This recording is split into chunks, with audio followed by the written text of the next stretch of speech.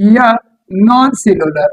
ठीक है, इसका मतलब ये है कि वो सेल्स यानी जो मेटाबॉलिक मशीनरी है, मेटाबॉलिक प्रोसेस है, उसके अलावा जो सेल्स है सेल्स लेकिन उसके अंदर लिविंग खसूसियात एब्सेंट है, नहीं है, उसको कहते हैं ए सेलुलर। जिन सेल के अंदर मेटाबॉलिज्म हो सकता है, मेटाबॉलिक मशीनरी है यानी कंप्लीट सेल है, उसको कहते हैं सेलुलर। इसके सेलुलर को सेल नहीं कह सकते, ये नॉन सेल्स है, ये सेल नहीं है, सेल नहीं पार्टिकल्स है। सेल्स के अंदर तो सेल मेम्ब्रेन होते हैं, साइटोप्लाज्म्स होते हैं, न्यूक्लियस होते हैं ना, ये सारे सेल्स के पार्ट्स होते हैं। मेटाबॉलिज्म कर सकते हो लेकिन ये ना मेटाबॉलिज्म कर सकते हैं, इसका सेल मेम्ब्रेन कुछ भी नहीं है, सेल मेम्ब्रेन वगैरह इसमें एब्सेंट है, इस वजह से इसको कहते हैं नॉन सेलुलर या ए सेलुलर, वायरस के नाम से जाना जाता है। ठीक, ए सेलुलर के अंदर जितने भी पार्टिकल्स है। वायरस लफ्ज वेनोम से आया, venom. Venom means a particle which cause infections, disease या poisonous particles. Poisonous particle is called venom. तो वायरस भी तो पॉइजनस है, जहरीला है, डिजीज फैलाते हैं, इन्फेक्शन फैलाते हैं, दिस इज कॉल्ड वायरस। से वायरस वेनोम से निकला होता है कि वेनोम दोनों वे की चीज है, वेनोम या वायरस। से virus lie between living thing and non living, जो बॉर्डर लाइन है। Virus is an infectious particles. Infectious क्यों होता है? क्योंकि ये इन्फेक्शन फैलाता है, इन्फेक्शन की वजह से इसको इन्फेक्शियस पार्टिकल्स कहते हैं। मैंने कहा ये सेल नहीं है, ये पार्टिकल्स है। अगर इसके अंदर सेल मेम्ब्रेन वगैरह होता तो फिर ये सेल था, लेकिन अभी सेल मेम्ब्रेन नहीं है तो इसको हम पार्टिकल्स लफ्ज कहते हैं, पार्टिकल्स। लेकिन इसके अंदर मौजूद होते हैं बायोलॉजिकल मॉलिक्यूल्स। लेकिन वायरस खुद किस चीज से बना होता है? वायरस खुद बायोलॉजिकल मॉलिक्यूल्स है। कौन से बायोलॉजिकल मॉलिक्यूल से बना होता है? यहाँ पर मैं लिखा है उस पर माइक्रो मॉलिक्यूल्स। माइक्रो मींस जो बड़े बड़े मॉलिक्यूल्स होते हैं उनसे बना होता है। अभी बड़े बड़े कौन से? देखो लार्ज बायोलॉजिकल मॉलिक्यूल्स जो लार्ज साइज में होते हैं उसको होते हैं मैक्रो मॉलिक्यूल्स, है बायोलॉजिकल, लिविंग थिंग के अंदर भी मौजूद है। तो वो पार्टिकल्स, वो मॉलिक्यूल्स कहाँ मौजूद है? वायरस पार्टिकल में भी मौजूद, जो पार्टिकल्स है इसमें भी मौजूद है। कौन कौन से लार्ज मॉलिक्यूल्स मौजूद है? बायोलॉजिकल मॉलिक्यूल्स इसके अंदर मौजूद है प्रोटीन और इसके अंदर मौजूद है न्यूक्लिक एसिड मौजूद है। ये दोनों क्या चीज है? बायोलॉजिकल मॉलिक्यूल्स है। तो ये बायोलॉजिकल मॉलिक्यूल्स हमारे सेल के अंदर भी मौजूद है और इस पार्टिकल्स के अंदर भी मौजूद है। तो ये बायोलॉजिकल मॉलिक्यूल्स है, मौजूद है इनविलॉफ। वो फिर लिपिड से बने होते हैं, लिपिड से। तो इसके अंदर लिपिड भी मौजूद है, लिपिड भी मौजूद है। अगर हम इस तरह लिखे, अगर हम इस तरह लिखे ग्लाइको प्रोटीन्स वगैरह भी लिखते हैं, इसके अंदर भी मौजूद होता है। कहाँ पर? जो इनविलॉप्स होता है। लेकिन अक्सर वो होस्ट से आता है, होस्ट के साथ वहां पे तो लिपिड है, तो वायरस के साथ भी लिपिड मौजूद है। से ये इनविलॉप के अंदर आता है, बाकी दो इसके अंदर मौजूद है। एक एसिड, न्यूक्लिक एसिड आप लोगों को पता है, दो चीजों को कहते हैं, RNA एंड DNA। इन दोनों को कहते हैं न्यूक्लिक एसिड। वायरस के अंदर ये दो मौजूद होता है, न्यूक्लिक एसिड प्लस प्रोटीन्स। अभी इधर देख ले, वायरस के दो पोर्शन होते हैं, स्ट्रक्चर में पता होना चाहिए कि वायरस के दो पोर्शन किस तरह होते हैं। दो पोर्शन, एक इसका जो पोर्शन होते हैं उसको कहते हैं कोर, दूसरे को कहते हैं coat. Core and coat. Core मतलब इनसाइड, सेंट्रल पार्ट्स। जो वायरस के कौन सा पार्ट है? सेंट्रल रीजन या सेंट्रल पार्ट, उसको कहते हैं कोर। इस कोर के अंदर क्या मौजूद है? इस कोर के अंदर जीनोम मौजूद है, genome. Genome means nucleic acid, nucleic acid.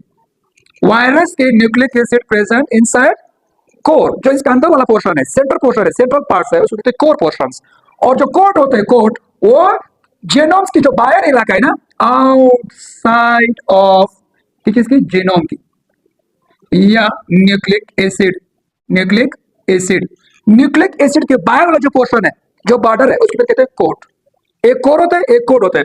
मिसाल के तौर पर ये एक वायरस है, ये एक वायरस है,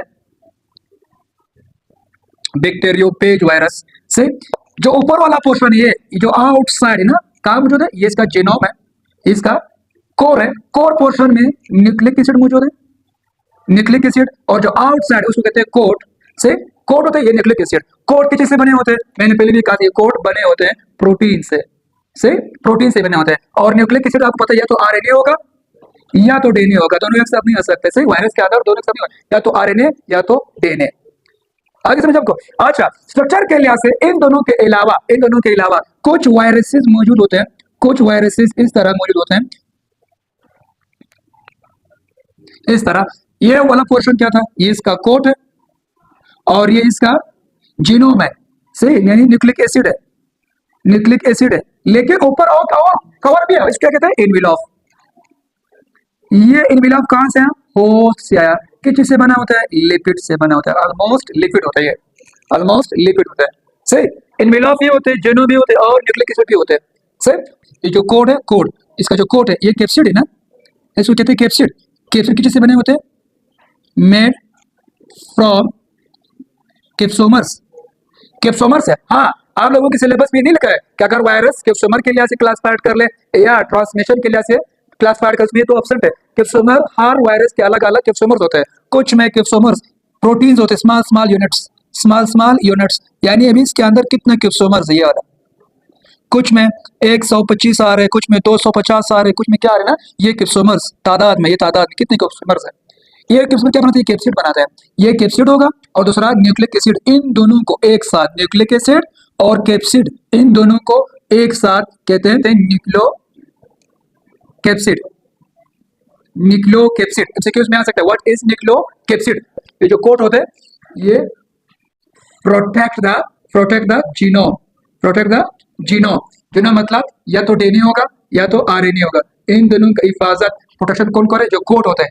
कोट, ये प्रोटीन कोट है, प्रोटीन कोट से प्रोटीन से बना होता है, सही। जेनो तो न्यूक्लिक एसिड है, कोर में आ रहे न्यूक्लिक एसिड प्लस प्रोटीन्स या एंजाइम्स कोर के अंदर, ठीक है।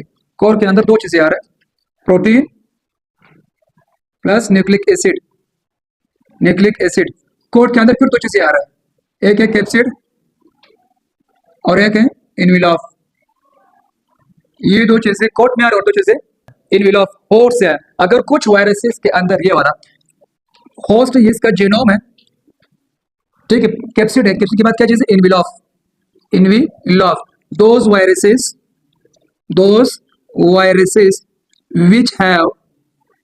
which have envelope are called, उसको क्या कहते हैं, envelope वायरस, envelope वायरस। अगर कुछ जैसे ये वाला बैक्टीरियोफेज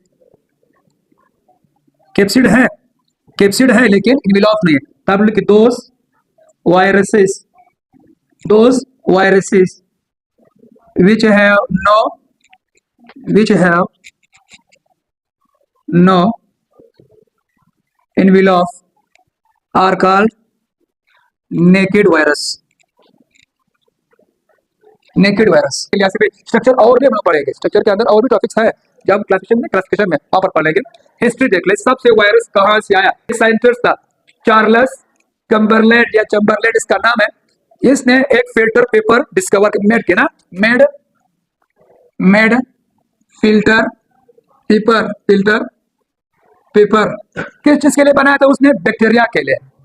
उसने फिल्टर पेपर बनाया था बैक्टीरिया के लिए, फॉर बैक्टीरिया के लिए उसने एक पेपर बनाया था, पेपर, फिल्टर पेपर। वायरस के लिए नहीं, लेकिन इसका नाम वायरस में भी आ रहा है, किसने वायरस को भी डिस्कवर किया, लेकिन उसने फिल्टर पेपर मेड किया था बैक्टीरिया के लिए। बहुत स्मॉल पोर्स होते थे, लेकिन ये पोर्स बैक्टीरिया के साइज से स्मॉल थे, यानी से बैक्टीरिया पास नहीं हो सकते थे, तो वो पेपर बना था। उसके बाद डेट भी याद रखना, 1884 फ्रेंच माइक्रोबायोलॉजिस्ट। नेक्स्ट सेंटेंस था 1892 में रशियन बायोलॉजिस्ट नाम क्या था, इनोस्काई। उसने क्या किया था, उसने यही फिल्टर पेपर को यूज किया। फिल्टर पेपर किस चीज के लिए यूज किया था उसने, TMV वायरस, टिबिको म्यूजिक वायरस के लिए यूज किया था। किस तरह उसने ये क्या था, उसने ये देख लो, ये कुछ प्लांट्स है, कुछ पौधे थे, उनके जो लीव्स थे, उस लीव्स के अंदर ऐसा स्पॉट्स थे। वो स्पॉट्स क्या था, वायरल डिजीज था। वो जो फिल्टर पेपर था वो तो बैक्टीरिया के लिए था। उन्होंने इसका जूस निकाला था लीव्स का, जब इनको फिल्टर किया था, इसका फ्लूइड बनाया था ना, इसका फ्लूइड बनाया। उस फ्लूइड को फिल्टर पेपर के जरिए से ना, फिल्टर पेपर के जरिए से जब बैक्टीरिया वगैरह ऊपर रह गए थे ना, कुछ जर्म से नीचे आ गए। उस टाइम बैक्टीरिया का नाम जरासीम था, बैक्टीरिया का नाम जरासीम था। वो कह रहे जरासीम तो ऊपर रह गए, यही सोल्यूशन, ये जो बाहर निकले हुए जो फ्लूइड है, ये जो फ्लूइड है, इस फ्लूइड को उन्होंने जो हेल्थी प्लांट्स है, सेहतमंद प्लांट्स के लीव्स पर लगाया, स्प्रे किया था इसका। जब स्प्रे किया था कुछ दिन बाद यहाँ पर भी क्या निकले, स्पॉट्स निकल गए। तो उन्होंने ये सोचा, ये प्लांट हमको जो फिल्टर किया था जरासीम तो ऊपर रह गए, लेकिन जो सोल्यूशन हम लोगों ने निकाला है, ये सोल्यूशन इस पर क्या कहता, स्प्रे किया था। लेकिन स्प्रे होने के बाद 1 हफ्ता 2 हफ्ते के बाद इस प्लांट्स के लीव्स पर भी स्पोर्स निकल गए। तो उसने ये सोचा था कि शायद कुछ ऐसे पार्टिकल्स है जो बैक्टीरिया से भी स्मॉल इन साइज है, वो इस नेट से, इस फिल्टर पेपर से निकल गए सही। तो यहाँ पर है, तो उसने प्रूफ क्या था, इसने भी प्रूफ किया था और इसने भी, कि जो चीजें निकल गए फिल्टर पेपर से, ये वही जरासीम नहीं, बैक्टीरिया नहीं, कोई और एजेंट है, ये कोई और एजेंट है। उस एजेंट को नाम क्या था, जो एजेंट था जो काज डिजीज फैला रहा है, डिजीज जो फैला रहे थे उसका नाम क्या था? वायरस था। अभी कुछ बुक्स में आ रहा है कि एन्युस्काई ने वायरस का नाम रखा।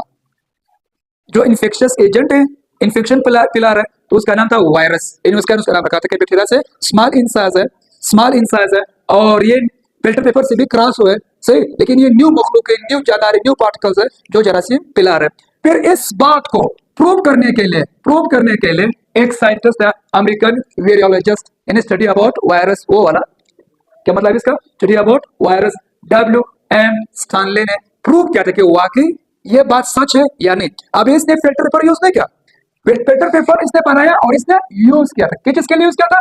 TMV के लिए, टोबैको म्यूजिक वायरस के लिए इस्तेमाल किया, लेकिन वो फिल्टर पेपर बैक्टीरिया के लिए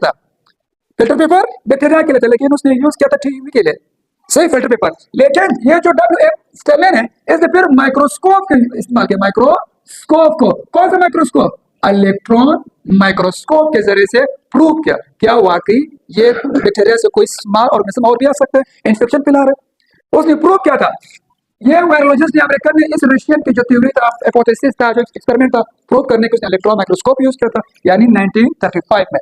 ने कहा था कि वाकई बैक्टीरिया से और भी स्मॉल इंसाइज पार्टिकल्स है जो जरासीम्स फैला रहे हैं। नाम क्या था? वायरस। बिल्कुल ये वायरस है जो जरासीम्स फैला रहे हैं, सही। इसने इलेक्ट्रॉन माइक्रोस्कोप, इसने फिल्टर पेपर, और इसने फिल्टर पेपर बैक्टीरिया के लिए, इसने फिल्टर पेपर वायरस के लिए, और इसने इलेक्ट्रॉन माइक्रोस्कोप वायरस के लिए इस्तेमाल किया। नेक्स्ट सेंटेंस था टुआर्ट एंड हार्ले, इन दोनों ने एक और वायरस डिस्कवर किया, एक और वायरस को डिस्कवर किया, तो उसका क्या नाम था? Bacteriophage virus. वायरस तो पहले डिस्कवर हुआ, लेकिन जो दूसरा वायरस है बैक्टीरियोफेज वायरस, वो टुआर्ट और हार्ले ने डिस्कवर किया, सही। फिल्टर पेपर, ये थ्योरी याद रखना, ये इसका क्या था, यानी birth of virology, birth of virology, यानी वायरस का जो कहानी है, वायरस का जो हिस्ट्री है, वो यहाँ से बर्थ हुआ, यहाँ से यानी डिस्कवरी हुआ, इस चीज का हिस्ट्री यहाँ से स्टार्ट हुई। तो चार्ल्स था, तो उसने फिल्टर पेपर वायरस के लिए इस्तेमाल नहीं किया, लेकिन इसका नाम वायरस की हिस्ट्री में आ रहा है, वायरस की हिस्ट्री में आ रहा है, यानी बर्थ ऑफ वीरोलॉजी में इसका नाम आ रहा है, सही। तो made filter paper, use filter paper, और प्रूफ क्या था? उसने शो क्या था ना, शो TMV, और इसने प्रूव किया था, ठीक है, TMV स्टोरी, TMV जो कहानी है, स्टोरी है, उसने प्रूव किया कि बाकी ये वायरसेस हैं। और इसने फिर इन दोनों में काम नहीं किया, ये अलग स्टोरी है, इसका फिर अलग स्टोरी है। इसने फिर बैक्टीरियोफेज वायरस डिस्कवर किया by the help of electron microscope. उसके बाद देख ले, viruses are parasite, obligate parasite. Obligate मतलब यानी वो मखलूक, वो जानदार, वो ऑर्गेनिजम्स जो दूसरे होस्ट पर डिपेंड, ठीक है, डिपेंड ऑन होस्ट, ठीक है, जो होस्ट पर डिपेंड करते हैं, यानी होस्ट के अलावा बगैर ना वो रिस्पायरेशन कर सकते हैं, ना वो रिप्रोडक्शन कर सकते हैं, सी उसको कहते हैं ऑब्लिगेट पैरासाइट। पैरासाइट क्यों कहते हैं? क्योंकि ये इन्फेक्शस है ना, जरासीम फैला रहा है, खुद फायदा उठा और आपको नुकसान दे, पैरासाइटिक है। ऑब्लिगेट क्यों है? क्योंकि ये होस्ट के बगैर कुछ नहीं है। दो लफ्ज इस्तेमाल, ऑब्लिगेट भी है, पैरासाइट भी है। ऑब्लिगेट मतलब कि नॉट सर्वाइवल या सर्वाइव विदाउट होस्ट सेल्स, और ये पैरासाइटिक भी, ये वायरस के दो अल्फाज है। और उसके बाद देख ले साइज के लिए, वायरस एक पार्टिकल्स है ना, ये पार्टिकल्स है, अगर उसको जूम करके देख तो इसका शक्ल इस तरह आ रहा है, सही, पार्टिकल्स इस तरह आ रहा है। अभी स्मॉलेस्ट वायरस, सबसे स्मॉल वायरस, सबसे स्मॉलेस्ट वायरस, और सबसे लार्जेस्ट फॉक्स वायरस से सबसे लार्जेस्ट वायरस 250 से इसे लेकर 100 टाइम्स स्मॉलर देन बैक्टीरिया। अगर बैक्टीरिया के साइज इस तरह है, बैक्टीरिया की साइज इतना है, तो वायरस के साइज इतना होगा, 1000 टाइम्स ये क्या, स्मॉलर देन बैक्टीरिया। इस वजह से वो फिल्टर पेपर से ये क्रॉस हुए और ये क्रॉस नहीं हुए। ये ऊपर रह गया, इसका नाम था जरासीम्स, इसका नाम रखा था वायरस, फिर बाद में जरासीम का नाम बैक्टीरिया रखे से जरासीम्स था। उसके बाद देख ले, एक लफ्ज है वायरॉइड्स, दूसरा है पेरियोन्स, ये दो लफ्ज। जो वायरॉइड्स है, वायरॉइड्स सिर्फ RNA से बना होती सर, क्या चीज है? ओनली RNA, यानी ये virus compose of only RNA। इसके ऊपर ना कोई कैप्सिड है, ना कोई एनवेलप है, कुछ भी नहीं है, सिर्फ क्या मौजूद है, यानी साइटोप्लाज्म के अंदर सिर्फ आपको RNA नजर आ रहा है। उस वायरस का क्या नाम है? वायरॉइड्स। जो पेरियोन्स वायरस है, यानी यहाँ पर जीनोम भी है, इधर ओनली जीनोम, जो सिर्फ ओनली RNA मौजूद है, और इसमें पेरियोन्स में जीनोम प्लस प्रोटीन भी मौजूद है। ये विदाउट प्रोटीन है, विदाउट प्रोटीन, ये विद प्रोटीन। जीनोम है जीनोम के साथ प्रोटीन भी मौजूद है, उसको कहते हैं प्यूरियंस वायरस। फर्स्ट वैक्सीन जो डिस्कवर हुआ 1796 में pox, small pox vaccine discover हुआ था 1796 में। वैसे डिजीज तो बहुत पहले भी डिस्कवर थे, डिजीज देख लिए 17 में आ रहा है और इधर 18 में 19 में डिस्कवर हुआ वायरस। यानी अगर हम लोग देख ले कि इस हिस्ट्री से पहले भी वायरसेस मौजूद है, इन्फेक्शन फैला रहे थे, लेकिन यहाँ पर इसका वैक्सीन डिस्कवर हुआ जरासीम के, लेकिन पता नहीं था ये है क्या चीज, ये है क्या चीज। लेकिन बाद में जब डिस्कवर हो कि ये वायरसेस हैं, बैक्टीरिया नहीं, जरासीम नहीं से, तो ये क्या था इसका थोड़ा सा हिस्ट्री, वायरसेस का हिस्ट्री था से। कुछ मेन पार्ट्स और भी मैंने शो किया, इसका क्लासिफिकेशन देखेंगे, व्हाट इज वायरसेस के जो अंदर जो डिफरेंस आ रहा है, क्लासिफाइड क्या है, जीनोम के लिहाज से, कैप्सिड के लिहाज से, मॉर्फोलॉजी के लिहाज से, एनवेलप के लिहाज से, होस्ट के लिहाज से और डिजीज के लिहाज से, ये कुछ पॉइंट्स और भी